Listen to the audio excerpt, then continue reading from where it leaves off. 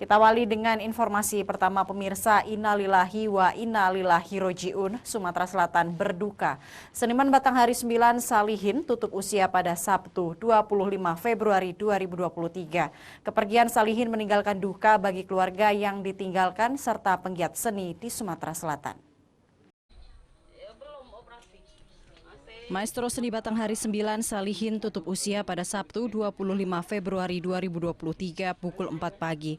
Almarhum wafat di rumahnya Jalan Pangeran Sidoing Lautan, Lorong Kedukan Bukit, Kelurahan 35 Ilir, Palembang. Sejak pagi para pelayat telah berdatangan ke rumah duka untuk mendoakan almarhum. Salihin wafat di usia 69 tahun meninggalkan 3 orang anak dan 5 orang cucu. Salihin yang lahir pada tahun 1954 di Dusun Benawe, Kecamatan Tanjung Lubuk, Kabupaten Ogan Komering Ilir. Ia dikenal sebagai pelantun musik Batanghari 9 khas Sumatera Selatan.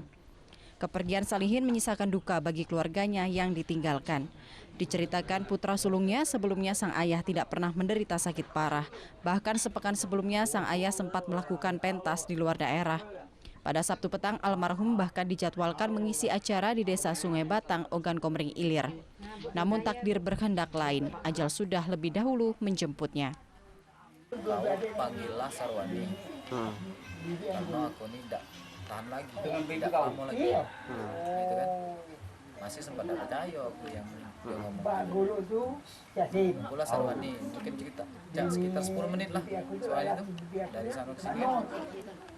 Datanglah Sarwani itu, anaknya yang paling musuh.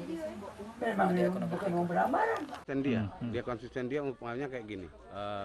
Dia ditangkap atau disater sama si A umpamanya dengan nominal 200.000. Nah, di hari yang sama datang orang lain mengajak dia menawarkan pembayaran yang cukup tinggi, katakanlah 20 juta.